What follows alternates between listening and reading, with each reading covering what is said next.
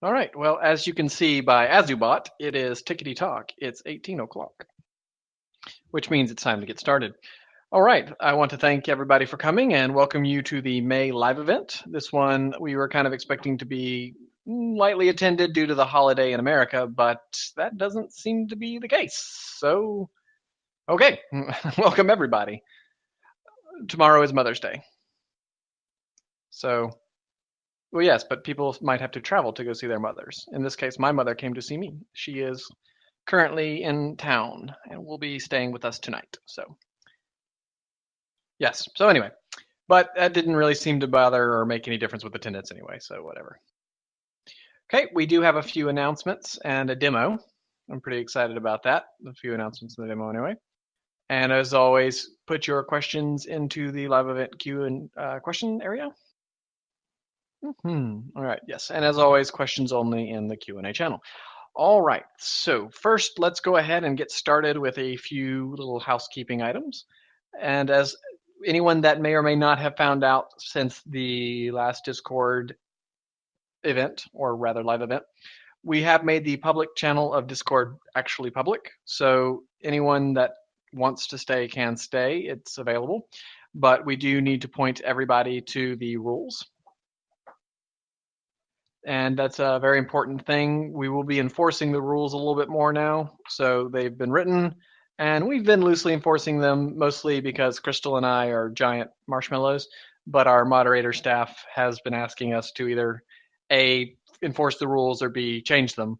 So we're going to do the enforcing part since we thought they were important to write. So just again, be mindful that as you stay and enjoy the public chat, there will be rules and whatnot, because there are rules. Anyway, so that is the thing. You may have also noticed the biggest new change in the Quill and Blade world is that Azu lives here.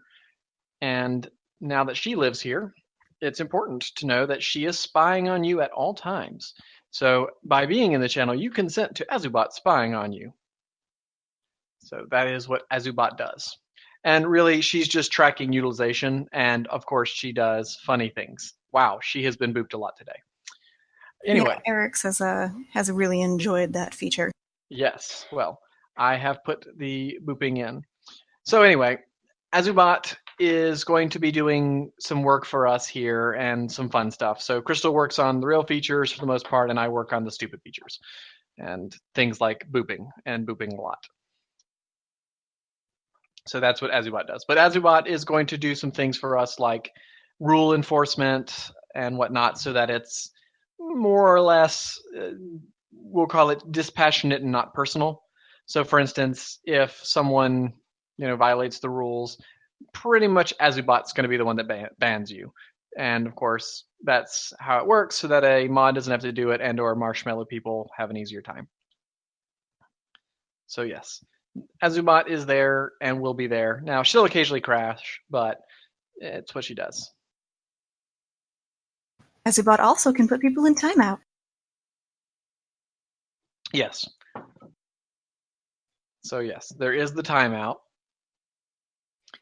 But anyway, we're going to do a lot of functionality with Azubot, and it's something we've been working on. We spend a little time on every day, but that is the big thing. Which brings us to, I guess we'll cover the most exciting bit of news, and that is the biggest feature that Azubot will be delivering to our patrons at any level is the Quill and Blade RPG. So some of you may or may not have been aware that we put together like a little simple test RPG that's called RPG Quest. There's not a lot to it. It's very, very basic. And it's just mostly a do a thing and a thing results from it. It's just a random roll. So we have put together, however, a entire new basis for an RPG, or at least an RPG system. There's not a lot of real role playing. It's just a role playing-esque elements. So Azubot has pretty much got the beta running, and we're going to do a demo real quick. So I'll go ahead and get us started. So if everyone wants to kind of look at public chat, I will kind of show you this. So let's start. All right, so Crystal, while I narrate, is going to go through the thing. So the biggest thing that's different between RPG Quest and Quill and Blade RPG is that in RPG Quest, none of the things that you set your character actually mattered. Now in RPG Quest, you actually have a character. So we can start by creating a character, and Crystal's kind of going to walk us through that. So the first thing that's important to know is the RPG is less silly than RPG Quest because we're trying to actually tie it a little bit into actual, we'll call it canon and mostly Quill and Blade canon, with a slighter serious bent, but not overly so. So basically, you will start by creating a obviously pony character. Now, initially, before anyone asks, you can only be a Earth pony, unicorn, or Pegasus, and that is it. So as you can see here, Crystal has now set the name of her character. She has set her gender for her character. Now, this is the important thing now. Those fields don't really matter too much. Now she's going to set her pony type. Okay, she has selected Earth pony, which does matter. Now, here is the real trick. Quill and Blade RPG is a dice-based game versus, say, a game like D&D, which of course is highly dice-based, but in a different way, in the sense that your stats are literally dice, not static numbers. Quill and Blade focuses on 6 stats. You may have heard of them. They're honesty, kindness, laughter, generosity, loyalty, and magic. Each stat will have a dice that you may choose to associate to it. D12, D10, D8, D8, D6, D4. D12 means you are really good in this area of harmony. D8 means you're really bad. So Crystal decides that her pony knows nothing about magic and gives magic D4. So as we can see here, it now set D4. She decides that laughter, being Velvet Step, is her number 1 talent, so she puts a D12 into laughter. And a D10 into loyalty, because Velvet's very loyal. A D8 into D6 into honesty, because Velvet's not that honest. And Azu apparently disagreed on that. I'm bad at typing. Yeah. And of course, the last 2 will be kindness and laughter. Now, so Crystal has now set the stats. Now, why would she do this? What does it matter? And we're going to show you here in a second what your character sheet looks like. But when you take on challenges, each challenge will challenge a certain element of harmony, meaning maybe this is a laughter problem, maybe this is a kindness problem, maybe this is a magic problem. You will pick a difficulty, and then you'll be currently randomly assigned a problem that may not be, because sometimes, again, not every problem can be solved with magic, Twilight. Sometimes it has to be laughter. So Crystal's going to show us her character sheet. And this is her character sheet. And apparently she thinks something's wrong. Pretend that bits is a 0. Pretend that bits is a 0 and not undefined. Again, y'all, this is beta. Now, you'll also notice that her elements have a bonus. That's because Earth ponies get +1 to honesty and laughter. And if you can't figure out why, think real hard on it. But you can pretty much guess which ponies get which element bonus because, hey, look at the show. So as we look at this, when Velvet rolls for a laughter challenge, she does really well because it's a 1d12 plus 1. When she rolls on an honesty, it's a 1d6 plus 1. So even though that she may not be the most honest ponies, Earth ponies tend to be honest. All right. Now, how does Crystal do a challenge, or in this case, Super Sexy Velvet Step? She decides on what difficulty she wants and where she wants to just sort of go for it. So she's going to do a trivial challenge, but you can't fail. These are so small that these are little tasks that Azubot will send you out. So Fluttershy is hiding in Manhattan to prank Manny the Manicore. Super Sexy Velvet Step agrees to lead Manny the Manicore onto the super obvious X painted on the ground. She rolls 1d12 plus 1, gets 11 versus a difficulty check of 0 because you cannot fail a trivial. Oh, Celestia, the look on Manny the Manicore's face. She earns 10 EXP and 0 bits. So let's take a look at her character sheet again. Boom, 10 XP, and she's closer to the next level. But let's take on a challenge. Let's see. And as you notice, this was a laughter event. So now we're going to have Super Sexy Velvet Step take on an advanced quest. Or, I'm sorry, challenge. These are challenges. All right, let's see. Painted Wave wants to draw 2 ponies smooching and needs Super Sexy Velvet Step and Fluttershy to model for her. Manny the Manicore is eager to smooch Fluttershy instead and tries to distract Super Sexy Velvet Step with a party at Canterlot. All right, so unfortunately, Super Sexy Velvet Step did not succeed. She rolled her 1d12 and only got a 2 when the difficulty check was 4. So as you can see, unfortunately, she did not succeed. Now you get half EXP when you fail, and of course you don't get paid for failing on challenges. So at the very heart, this is the basics of the system. There are also items, and when I say are, I mean will be. And there will be other things that we will add, but again, what you need to understand, we're building this in phases, with starting out incredibly basic and going on our way up. Now, we'll be doing a limited beta. Oh, she succeeded there. Silent Night has deputized Fluttershy and Super Sexy Velvet Step to help with food distribution to needy ponies in Canterlot. Manny the Manicore would rather play Ultimate Airship Armada. Well, too bad. Velvet Step sticks with Fluttershy and they do their volunteer work. So there are 4 levels of difficulty currently. Trivial, which you cannot fail. Easy, which it's really hard to fail. Intermediate, which is relatively difficult. And of course, advanced.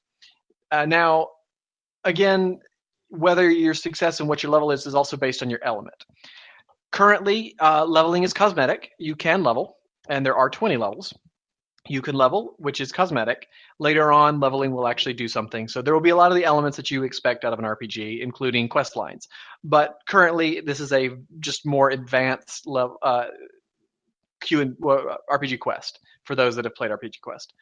Quill and Blade RPG will be available in the RPG channel, which will be visible to all, but only patrons can play at any level. So $1 or up, whatever you want to do to play. But we're in beta. Patrons will start beta testing probably tonight, just because there's no harm in it. But again, I will say this 100 times, we will wipe these characters. We absolutely will wipe the beta characters. So be very not crazy about playing, but this is, of course, the very start of it. We've got a lot planned. There are a few other elements that we haven't shown and won't show because they're actually spoilers for the stories in the world. But as that gets there, we will release those elements to go with it. And there will be some interesting things. So if anyone has played text-based MUDs, you'll find things somewhat familiar. But this is it. This is Quill and Blade RPG. This is something that we're really excited about, and we kind of hope y'all enjoy it. And if not, we're just having fun making it. So that's kind of an important thing to us. Okay, so next thing. We have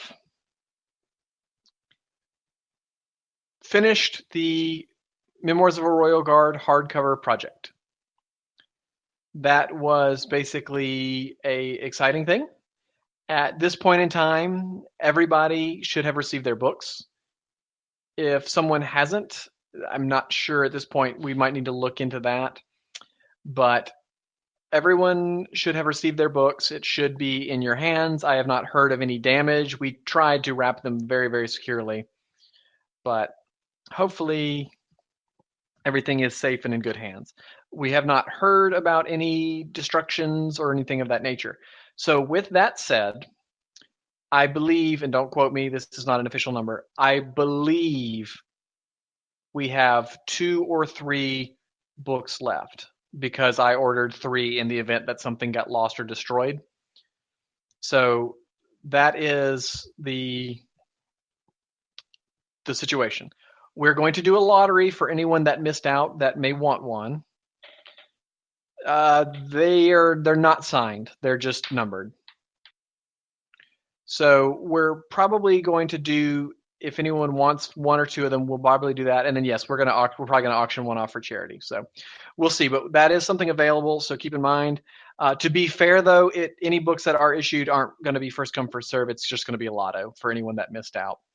And again, I'm just also keeping them just a little longer to make sure that we don't end up with somebody not getting theirs. But yeah, that's the case. I think we have 5 left out there, or 5 total books still, with 2 being mine, mine and Crystal's, because obviously I want a copy of my own book.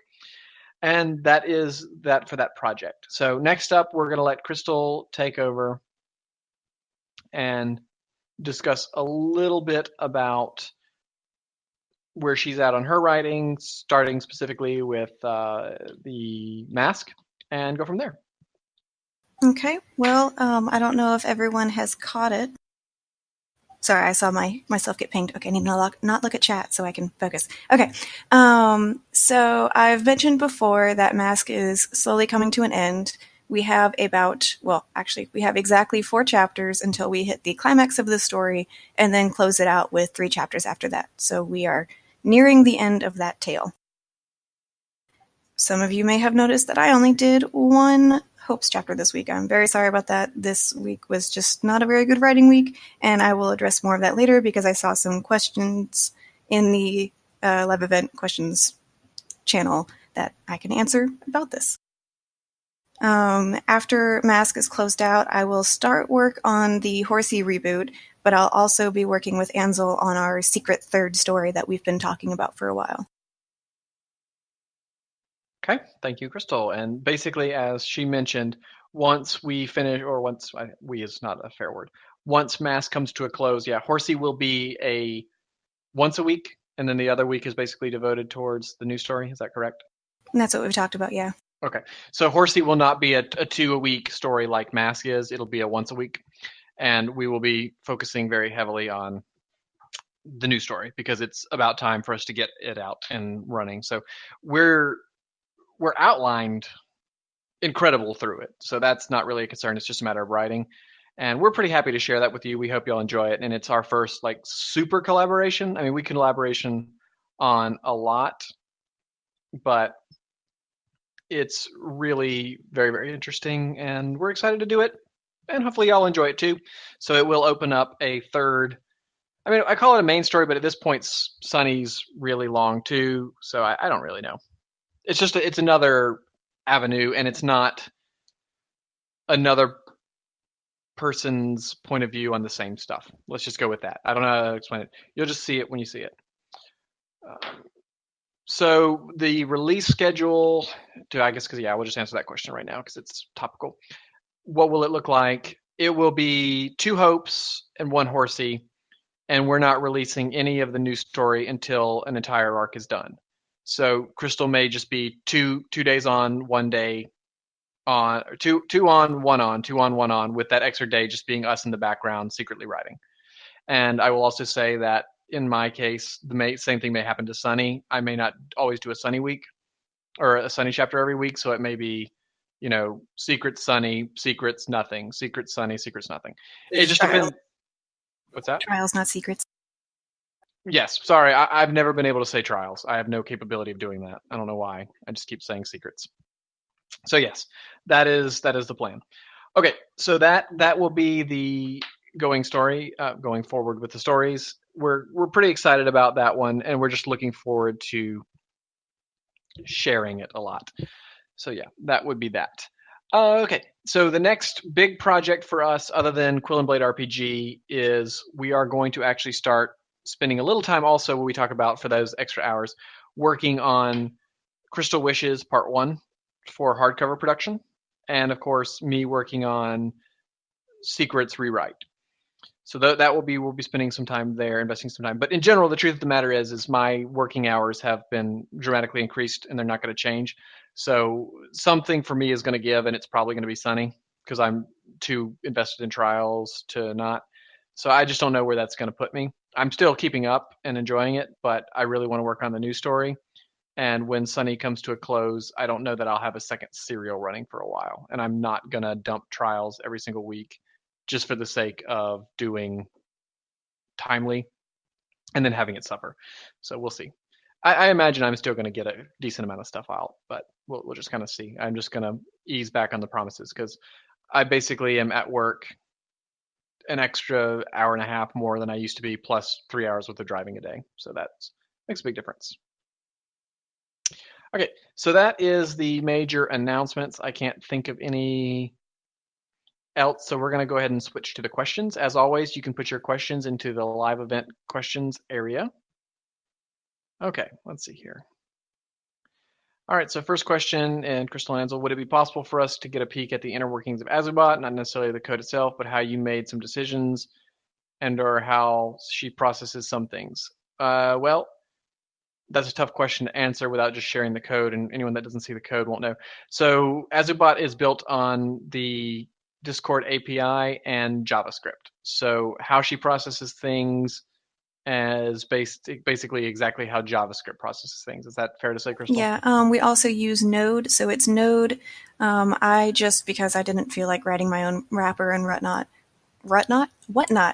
I use the Discord JS API, and basically the basic gist of how she works is she has her core code that just looks for applicable prompts, either a private message or something that pings her with the @azubot, and she'll run through her separate list of commands with the specific prompts that she looks for. If one of them matches, then she fires off the function related to that. Otherwise, she just does her kind of the responses she does, like the "I'm just here for treats" and things like that. Yeah. So if anyone has specific questions, feel free to put them in there. But yeah, I don't really know how. I mean, in our decision-making process is just making certain things easier or things that entertain us. Like that's why, all of my social type stuff is stuff that I think is cute and funny, and it gives me an opportunity to learn how to program, which is something I've just kind of been putting off for a while. So I can help. This is a good way for me to learn, so I can help on the Q&B RPG, and it's just one more thing that Crystal and I can share together as like a husband and wife. So that's kind of that. So any specific questions about Azubot, we're happy to answer. There's no secrets there. It's just more of I don't think very many people are going to be that interested in specific code. Crystal and Ansel, are you guys still going to BronyCon? Yes, it is. I had a vacation shift when I changed jobs, but I still made sure that I had that. We have tickets. We have a hotel. We will definitely be there. Let's see. Ansel, how much did editing Memoirs 2.0 cost? In how much time? Okay, because in the sense of money, it cost nothing. In the cost of time, a lot. So I personally went through the entire thing a second time for my rewrites. And really in that particular story, it wasn't really rewrites, it was mostly editing. That took a while. Crystal went through behind me. That took a while. Then we had several readers go through it as well, and that took a while. And then we went through it again. I would say we probably real time killed maybe 1 to 2 hours per chapter, and then still found stuff. So that'd be, I think, an average. So 50 chapters, 100 or so hours would be, I guess, just ballpark. I don't know how much time our readers spent, but I know it was a lot. So a lot. And, that's doing with minimal rewrites, because I was very happy with Memoirs. There was so very, very minimal rewrites. And I would say yes. So with something, say, like Secrets is going to take even more time because I'm going to do a lot of rewriting. Let's see. Ansel, how much of Trials that was skipped in that jump do you plan to retell through flashbacks, only until the readers get settled in with the misinformation? So there's depends. I'm only going to focus on the appropriate events that were actually important. And of course, not everything will be delivered through a flashback. So that's currently, I've been delivering it through flashbacks or nightmares, but not everything will be delivered that way. Also, again, not a lot happened. I think people overestimated how much actually happened in that time. So there's not a ton of specific details to tell, just the key things that have been picked out that are obvious. And those things will kind of be filled in. Plus, there's some other interesting storytelling ways we're going to use to fill in that time. But in general, I think people assumed they missed more than they actually missed. And let's see here. So does your mother just listen in? What does she think of us? Well, currently my mother and father are out shopping because they would rather do that than just listen to us talk to computer people. They don't know y'all. I've been doing this kind of stuff for years though, so anything I do, they kind of support a lot, and they would be fine. Enzo, what was your motivation for writing stories about PTSD, and how has what you had planned changed over the course of the stories? So my motivation was, I know I have a friend that has struggled with this since the wars. I've seen people struggle with this against the wars, and I've seen the reaction they get from people. And unfortunately, sometimes that reaction is exactly how people react to Silent Night. And it's frustrating and saddening and maddening. And it's not something that I typically have seen written a lot about here or in this kind of story. And it's, in a way, somewhat more approachable through ponies, if that makes sense. It's taking a very serious subject, putting it into something that might make it somewhat approachable. And, where, especially in the sense of Silent Night, because, he didn't turn to say like alcohol and drugs, because again, we don't really see that a lot in ponies. Um, it it was not exactly how I had it planned because unfortunately some of my own depression issues played a little bit too much into it, which got me a little too close to it, and that sort of didn't work to my advantage, I would say. But I'm pretty happy with what I did. I think I covered it in a somewhat fair way, but not perfectly. And again, it's something that I'm not the most talented author in the entire world, and it's is a very sensitive and difficult subject. So I like to think I at least did okay. And so, of course, it's has it changed over the course of the stories is it's shifted from secrets where that was the story. It was Silent Night dealing with that and the results of it. And of course, now Trials is that's not the focus. So I've done that. I did what I tried to do, and I'm going to try to do better when I do the rewrite of Secrets. Now, that's not what Trials is about. And Trials is going to be more about moving the adventure story along. Crystal, what is your favorite kind of candy? Ooh. That's a really difficult question, actually. I really like chocolate stuff. I really like sweet stuff. Probably. This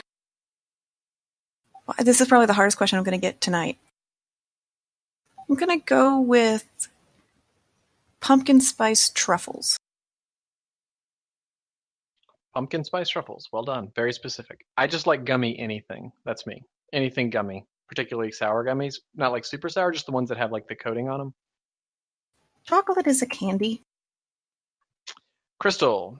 As Crystal wishes' stories were inspired by those around her, how much of your stories were inspired by your own or others' experiences?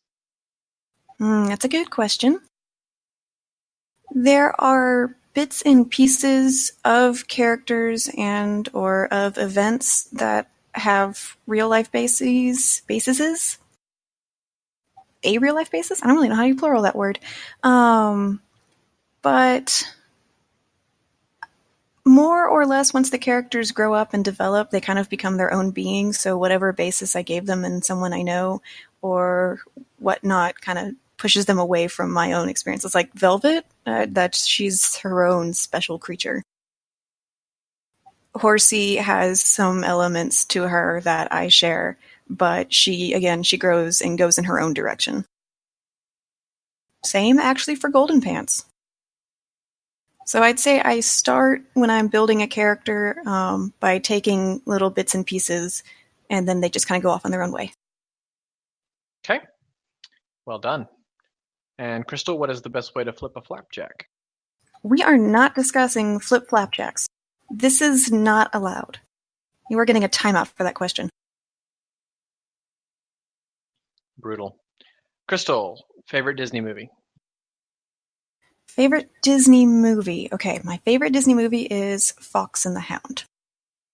Mine is tied between Lion King and Disney's Robin Hood. Why do you like The Fox and the Hound? That is literally the saddest Disney movie ever. I know, but I think I like the pain. And they're just so cute, and I love the songs, and they're so cute. And then I cry a little bit. Indeed, If you want to get me crying like immediately, though, Dumbo's That Baby Mine song, Rosby can attest. That brings me to tears like instantly. 'Tis true. Yeah, that's pretty sad though. Thomper in another channel is correct. Zootopia was amazing, but I have a soft spot in my heart for Fox and the Hound. That's also an argument of traditional Disney versus, say, Pixar. Plus, I think the other thing with Fox and the Hound is when I grew attached to it as a child, I was too young to really catch the sad elements. So I don't really think of it as a sad movie. As an adult, I do, but like nostalgia-wise, I don't think of it as a sad movie. Mm-hmm. Let's see. Alexander, how many times can I boop before I get a timeout? Well, that's an interesting piece of code that I might write at some point, where if people boop Azabot too much, she might say something. But I'm not quite there yet with my skills. My skills are not quite there. They do not pay the bills at all, not even remotely. Let's see. Crystal, what would you say is the hardest part of writing a story for you? So my answer kind of ties in the question that follows it about writer's block. I'd say the hardest part about writing a story is when I hit those moments. I don't know if it's necessarily writer's block, but where I just don't feel like writing. It's not that I'm uninspired by the scene or eventually won't want to write it, but sometimes, like this, what happened this week with Hopes, I'm interested in the next chapter. I have it outlined. I know what I want to do with it. I just really did not feel like writing, and I think that for me is the hardest part because I just I just don't want to write. I just want to like play a video game or something, or just chat or work on Azubot, or just sit on the couch and do nothing, and that's really hard for me to overcome. And I don't really know how to get out of it other than just a few days goes by and then I feel like writing again. It's burnout. We do spend an exorbitant amount of time writing and working on the stories, and I think sometimes that makes it difficult. So by delivering so consistently and so often, it may actually be a detriment sometimes. But we'll be weekly no matter what. Let's see here. And for me, what's the hardest part of writing a story? The hardest part of writing a story is I like to do the weekly updates, but trying to write a non-serial story as a serial story is very hard because it involves a lot of setting up, planning, and doing things. Whereas a lot of the memoir stuff was just like a chapter was a chapter from start to finish, and that was it, and you were done with a little bit of overarching. But it was the bad guy in a rubber mask a month or a week, just like Scooby Doo, right? You come in, the thing happens. Maybe there's some tie-in to something that might happen later, but generally that's it. You're done. You're over. Move on. Now, when you look at a story like Trials, and Secrets, where I'm trying to tell an overarching story more tightly, that becomes challenging with the serial because, again, readers in general always view things as by the last chapter, right? It's a roller coaster. Oh, this is good. Oh, I don't understand this. Oh, this is fine. Oh, I don't understand this. And so it's very challenging where it's just one of those, like, something's going to happen. You're like, just wait 2 weeks. Just wait 2 weeks. I promise. Just wait 2 weeks. Because people make assumptions. Oh, you're never going to tell us this. I am. Just wait 2 weeks. There's a plan. I promise there's a plan. So that's the hardest part of lately for writing for me is writing a novel as a serial. Very tough. I'd say, now that I'm thinking on it, another tough thing that may be more specific to Ansel and my situation or other people who are writing in a group-like setting or a partner-like setting is sometimes just when you have, 4 stories overlapping, things get forgotten. Like I forgot in Wishes, I don't know if anyone remembers, I forgot Azurite coming to fight Velvet. I just forgot to include that chapter and I had to go back and add it. And there's a chapter in Mask where I just forgot it and I have to go back at some point and do that. That can get a little, sometimes staring at our timeline that has all the stories next to each other and all the events. I'm just like, oh my gosh, okay, where am I? What is going on right now? That can sometimes be a little bit of a headache, but it's so worth it when it works out. Yes. We're a bit of victims of our own success in that regard and trying to weave everything together. It's very difficult. Like I said, it's hard to do with a spouse. I can't even imagine trying to do this level of coordination with, someone else, but we get through and we enjoy it. So, but yeah, that does happen. It's oh, well, we want this. Oh, well, I thought it was, 3 weeks. Oh, well, I thought it was 6 months. Oh, disagreement. Well, that throws this off.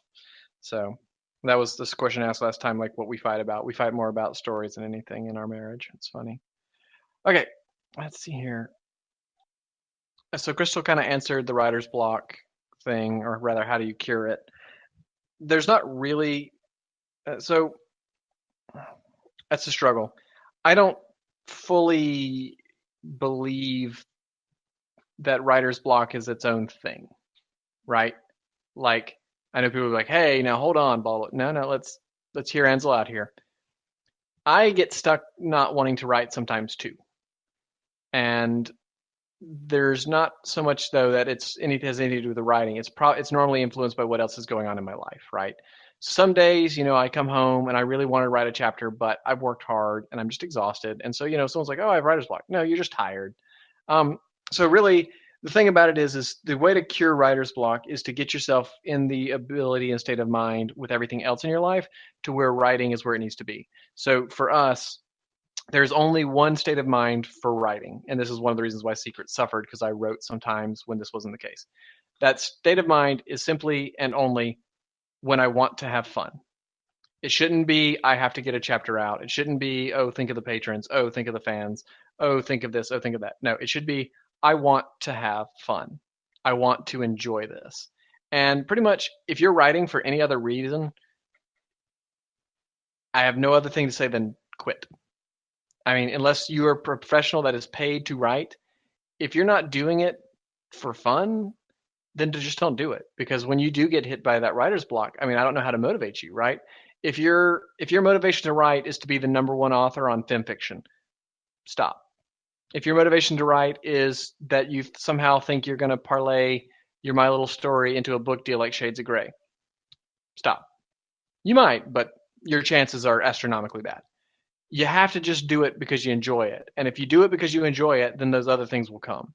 And so I like writing Sunny. I like writing Trials. I like Silent Night. Some of these things I really enjoy, and I have to find that place.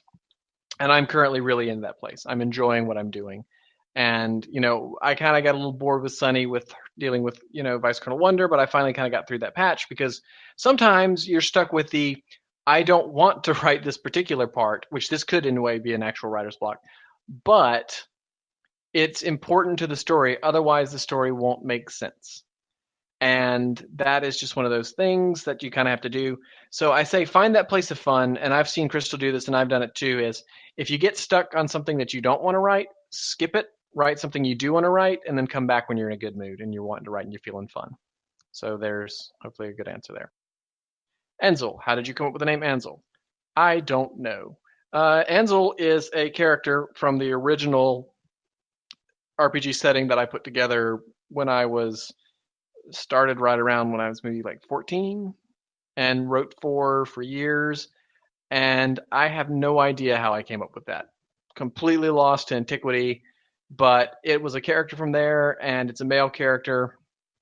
So for ponies, I decided my pony self-facing thing would be male character. It's a short word. It starts with A, just like my real name. I like short words. I like this combination of letters, so I stuck with it. So I have no idea.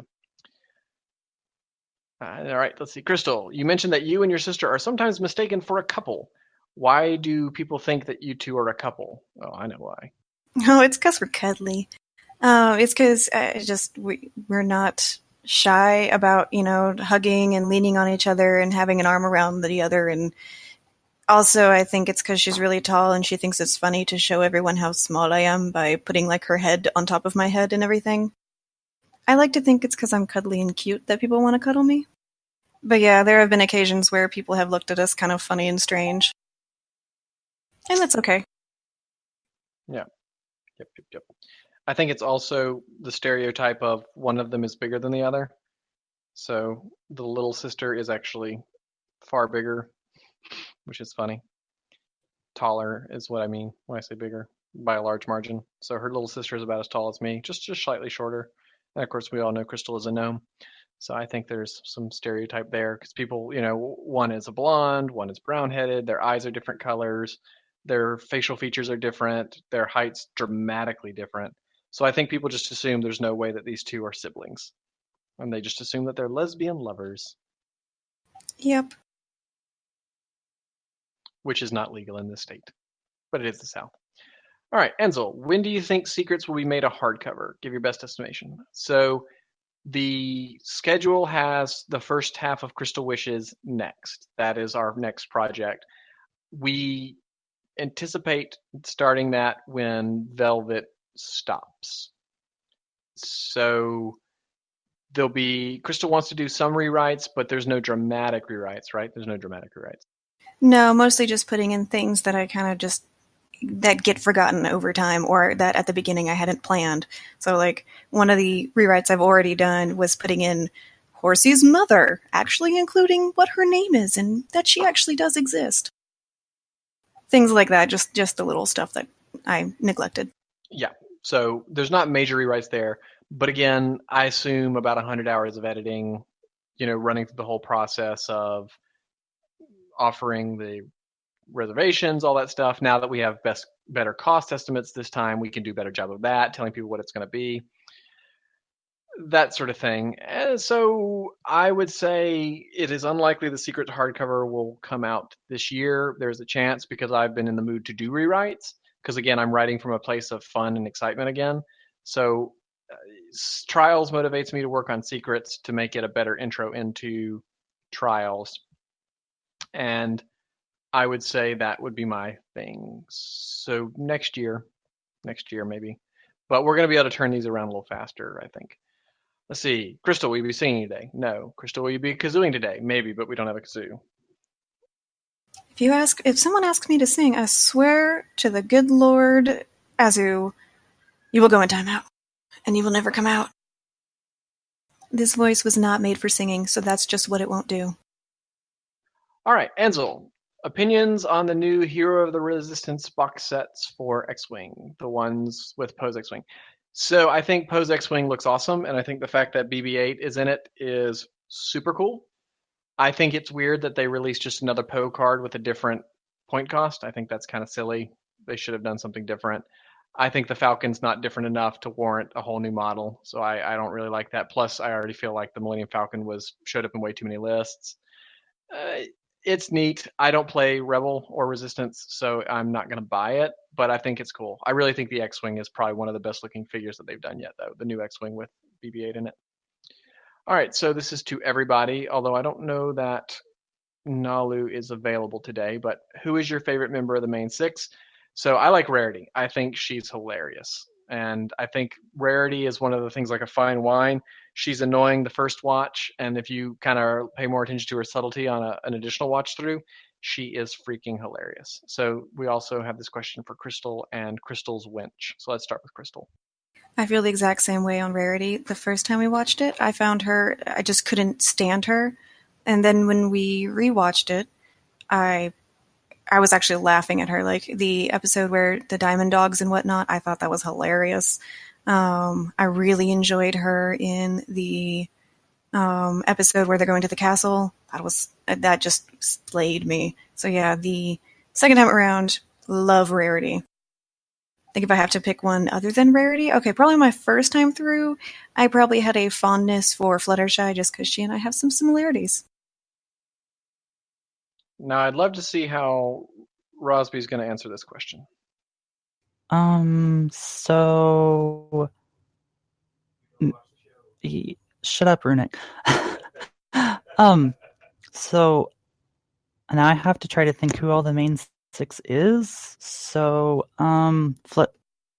you said Fluttershy. She's the flying, loves animals one, right? Yes. She is, yes.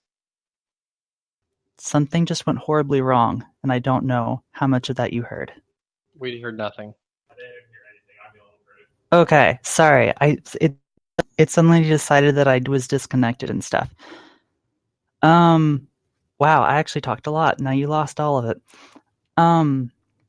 So, okay, Runic has assured me that Fluttershy is the yellow flying one that likes animals. Yes. So that's what I'll choose her, I guess. Who's Runic's? Who's mine? I don't know. You've actually watched the show. Yeah, I know, but still, I don't really think about it on time to time. What? You don't think about which My Little Pony is your favorite all the time? Good lord, No. what's your problem? I'll probably have to go with Rarity because she actually is hilarious. And yes, let's go with Fair that. enough. Fair So enough. probably most people assumed it would be Pinkie Pie, but no, you're wrong. And Nalu's not with us today. Okay, let's see here. Enzel, do you feel like Trials gets less viewers than your previous works because of the more heavy theme of war? I do not, actually. I feel like it gets less viewers because people were turned off by Secrets, and I did not convert as much audience. That would be my thing. In general, I found that, and from what I've been told from others, that you will lose audience pretty much with each story. So Memoirs being my most successful, Secrets being next last, and then Trials being the least. Now, I know there are people that are not interested in that. Of course, the other thing I keep telling people, which people just ignore me, is that Trials is not strictly a war story. You know, I hear that one a lot. Like, I just don't want to read a war story. Well, then keep reading Trials. I promise. Just trust me, because again, it's one of those things. It's serial, but I don't think it's the war. I think I turned off a lot bigger audience with the last story than anything, and I think that's why the uptick has been much smaller. The sad thing is I really think that Trials is by far the best story I've written ever, and that the writing is far superior to even memoirs. But memoirs does now benefit of a rewrite, and of course Secrets will as well. But I just think that's the situation. Let's see, Ansel and Crystal. Ansel, will the new story have character requests from your patrons as Hopes and Trials did? Yes, but no, because that would spoil. We'd have to talk about it. If we do it in arcs and we release one arc at a time, then we could for the second and third arc, right? We couldn't do that for the first one, though. That would just give it away.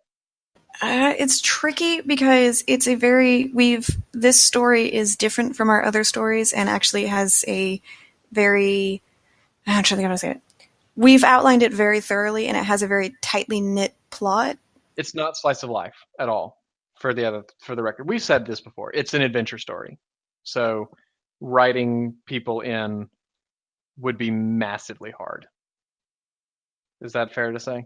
Yeah, and it's not that we don't want to include everyone. It's just that this story has had a very interesting behind the scenes development, and it's pretty much almost like not scene for scene, but like plot point to plot point, very tightly wound, and a lot of it is not conducive to cameos.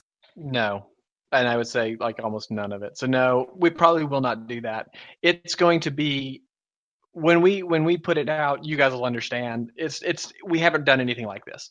We're doing what normal people normally do, and that's write a story and then just release it over time, kind of like I did with Diamonds and Hearts. Ansel, how did killing the characters of Trials make you feel emotionally? Well, it kind of sucks.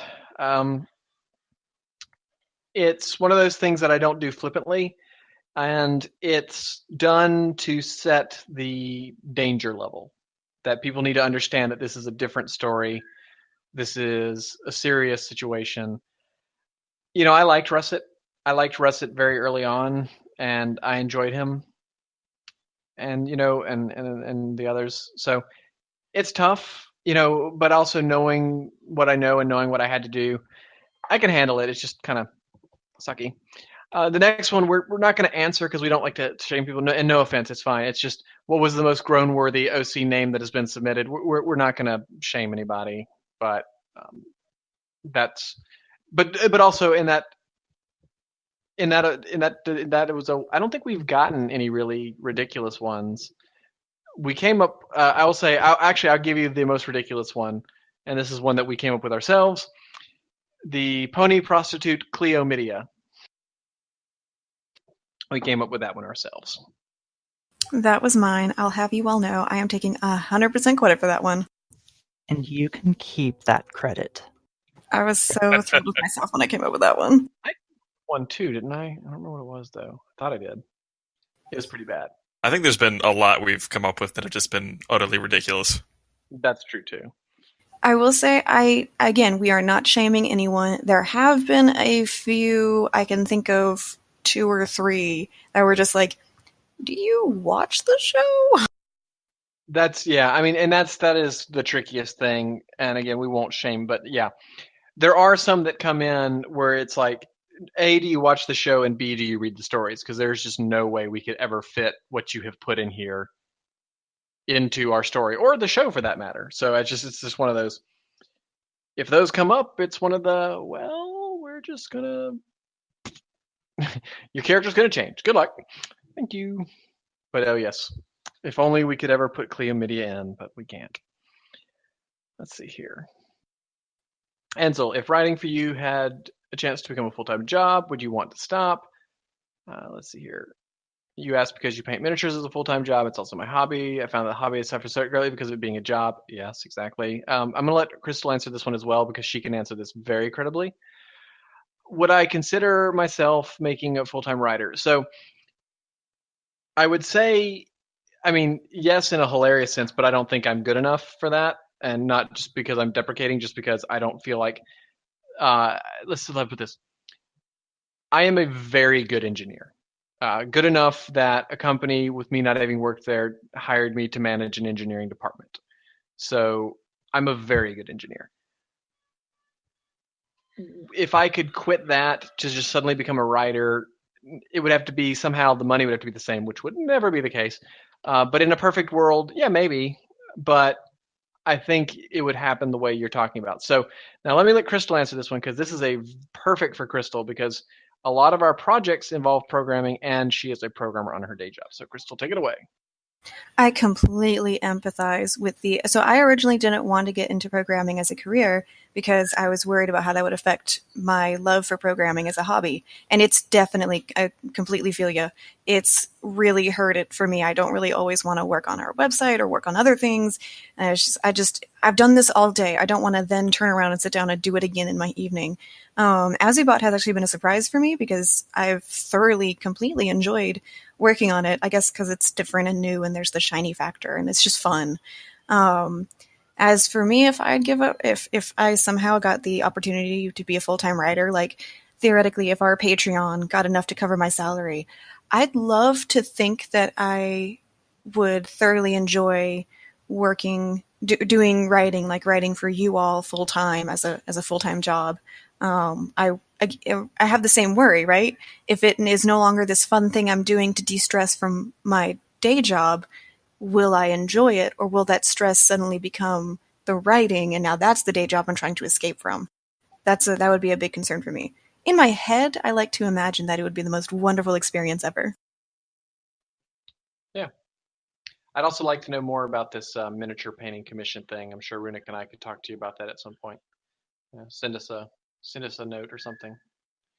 All right, Crystal Ansel, are you happy with the community you've built from here and fanfiction? Yes, in general, and I would say more than general, I am 95% happy with the community we have built.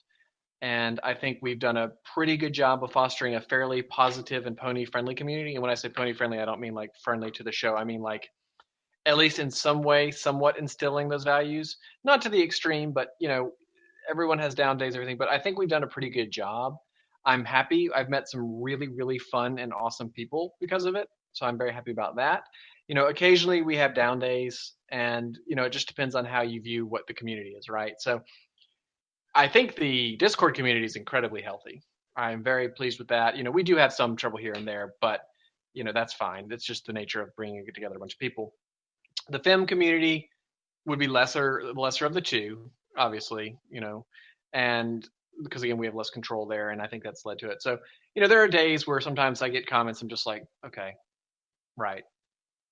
I don't care, but I'm annoyed.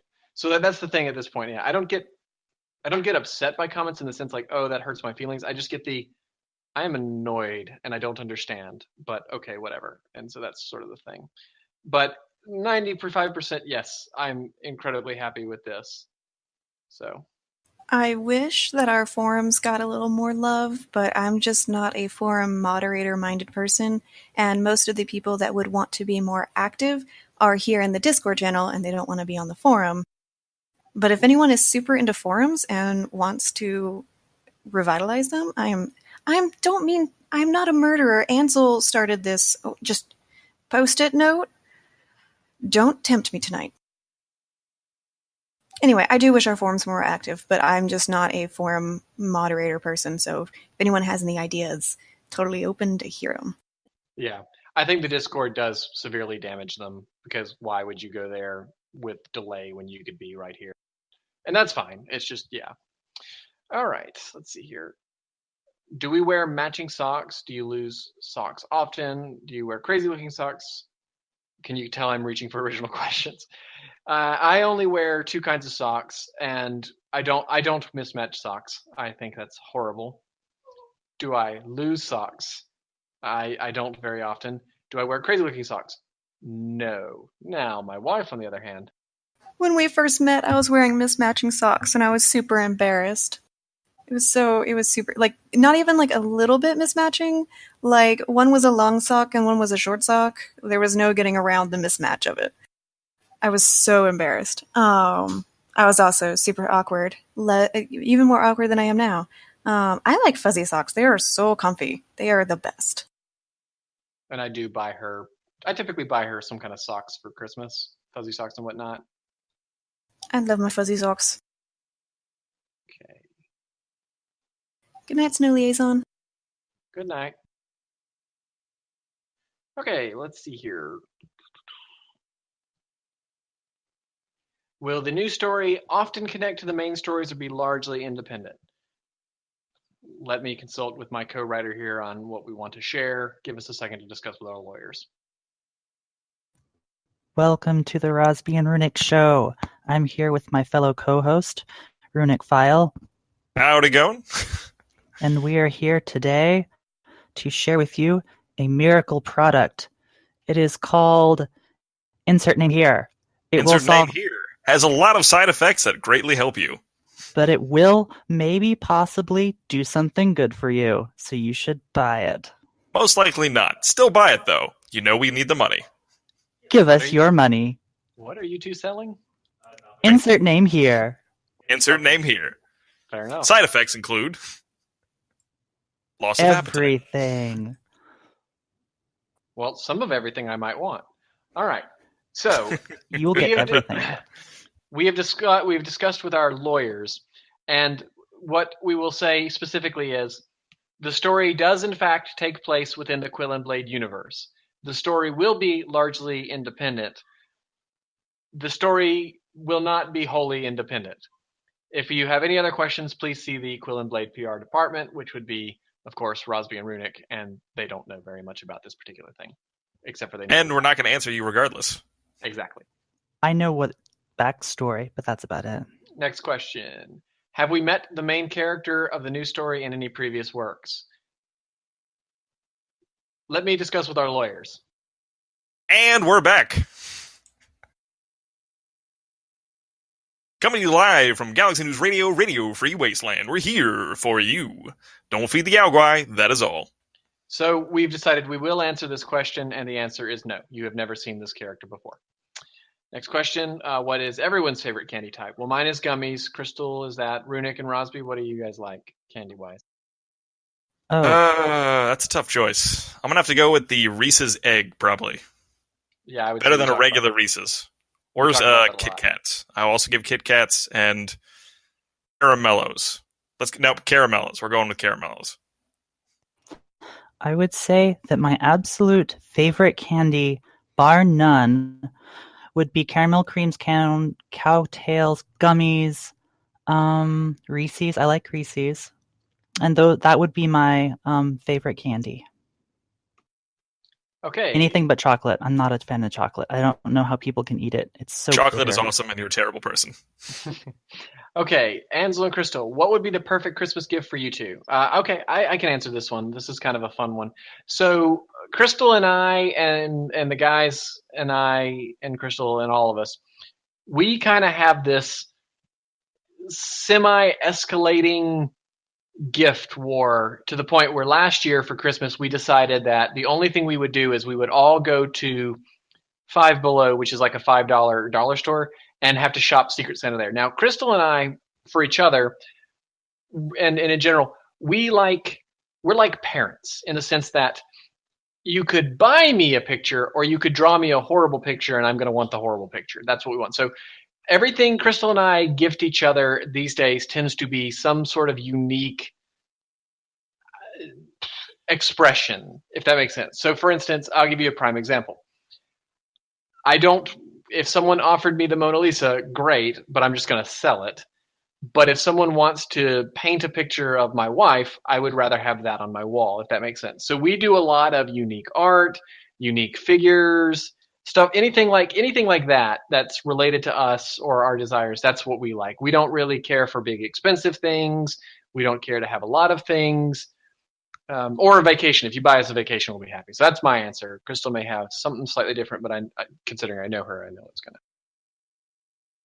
I've discussed this with Ansel that I actually know what I want for Christmas or birthday or something. I have always wanted someone to get me the thoughtless, careless gift of those pre-packaged gift boxes of like food and stuff, because I want to know what's freaking in them and if they're any good, and no one will ever buy me one because you don't buy that for someone you care about. But I want one. Also, I would like to go on the record and state for this past Christmas, I picked the best $5 gift of everyone. That is 100% fact. So Rosby drew me and got me a tiny. It's not really tiny, actually. I would say It's a desk size. it's a desk-sized drum set. It has a bass drum, 2 snares, and a cymbal. And we have all played with it probably more than anything else. Now, I got Crystal some clothes, so she wears those all the time. But I would definitely say it was by far the best gift that has been. I'm actually wearing the shirt he got me right now. Yes, she is. So, yeah, that would be that. All right, here, let's see. And my favorite video game, probably, like, of all time that I talk about the most would probably be EverQuest. That consumed a large portion of my life. All right, so let's go ahead and call it a 3-minute warning. If anyone wants to ask any other questions, otherwise I'm going to close out the questions. We'll do a little talking and then turn it over because we're gonna have Mother's Day dinner with my mom here soon. And but we'll go ahead and for patrons, we will be launching beta Q&B RPG in RPG channel here shortly. I'm going to open RPG channel to everybody, but only patrons will be able to play the game. So any more questions, that's fine. If not, that's fine too. Bird is freaking out. I know she's so desperate for attention right now. When it's currently the new RPG commands are scoped to Quills only. When I move those down to patrons, it'll appear in the commands list automatically, which I need to format that list because it's kind of ugly. Okay, Ansel, do you plan to reveal what happened during the time skip? I feel like I have been. So pretty much every major event will be covered, yes. So I think I've been doing that personally. Let's see here. I am 6 foot tall. Crystal is 5'2". Rosby is 6 foot and a little bit more. I'm slightly shorter than you. Okay, then Rosby is.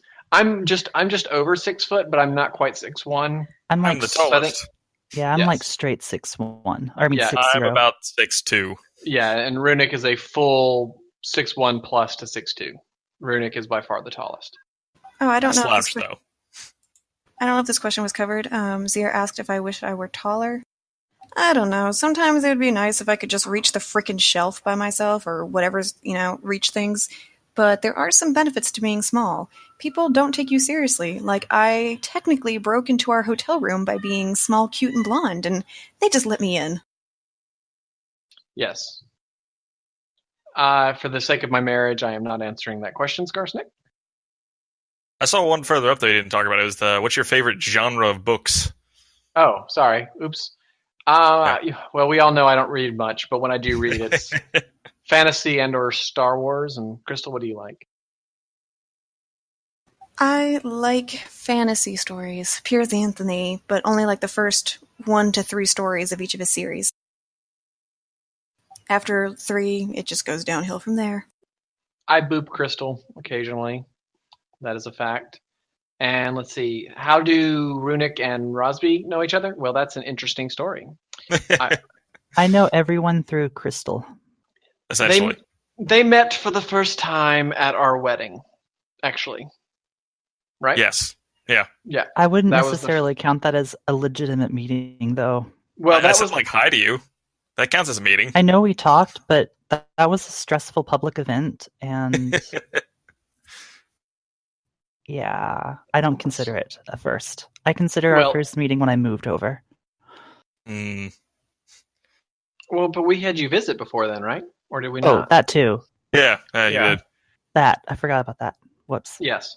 So the situation was Crystal and I lived in a townhouse, and Runic lived in an apartment across the street.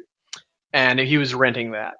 So we knew we were going to move Rosby here, and we knew we were going to buy a house. So we told Rosby, there's nothing for you in Arizona. Burn the whole state and come live with us because we love you. And he said no. And we said, no, we're serious. We love you. Come live with us. And he said, I'm too pretty. And we said, we know you're too pretty, but lower your standards and come live with us. And he said, but no, I am satisfied here. And we said, but we're not satisfied. And he finally said, okay, yes. And he threw his hair and he stole Crystal and they drove across the entire country twice because they had to go back because she forgot her iPhone charger. And then he came to live with us. So for a little while we worked on the house, Crystal, Rosby, and I lived together. And we let Rosby and Runic sniff each other's butts and kind of walk in circles to make sure that they played nice. Cats don't do that. They thank did you. play. They did play nice. So we thought, okay, we'll dump Runic's apartment and he can move in, and then he and Rosby could live in the townhouse. And so now they are roommates / lovers. But then again, all of us are lovers, so that's kind of not really saying anything. Some more serious than others. True. It's a web of love. Tangled and sticky. Very sticky. So I like Jim Butcher as a writer, and I also like Timothy Zahn, and Crystal likes Pierce Anthony, and some lady author. Kate Elliott. That lady author.